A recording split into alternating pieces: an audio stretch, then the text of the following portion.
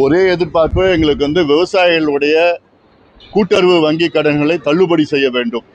இன்று விவசாயிகள் மிகப்பெரிய பிரச்சனைகள் இருக்கின்றார்கள், கடும் தொல்லையில் இருக்கின்றார்கள். சூப்பர் எல்னினோ எஃபெக்ட்னால நீர் பற்றாக்குறை, விலை நிர்ணயம் கிடையாது. ஒரு நாளைக்கு 2 விவசாயிகள் தற்கொலை செய்து கொண்டிருக்கின்ற ஒரு சூழல் இருக்கிறது.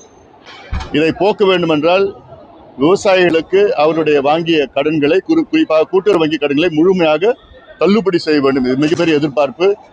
படிப்படியாக பூரண மது விலக்கை கொண்டு வர வேண்டும்.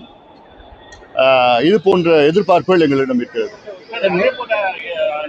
உதயநிதி அவர்கள் பேசின ஒரு வார்த்தை மிகவும் சர்ச்சையாச்சு, கைது செய்யப்பட்டார். ஆனா திமுக சைடு என்ன ஒரு குற்றச்சாட்டு வைக்கிறாங்கன்னா, இதுக்கு முன்னாடி நயினார் நாகரன் இதை விட பாருங்க, பெண்களை பற்றி இழிவாக பேசுகின்ற ஆண்களுக்கு ஆண்மை கிடையாது, தன்னம்பிக்கையும் கிடையாது. அப்படி இல்லாதவர்கள் தான் பெண்களை இழிவுபடுத்தி பேசுவார்கள். உங்க கேள்வியில எல்லாமே அடங்கி போயிடுச்சு.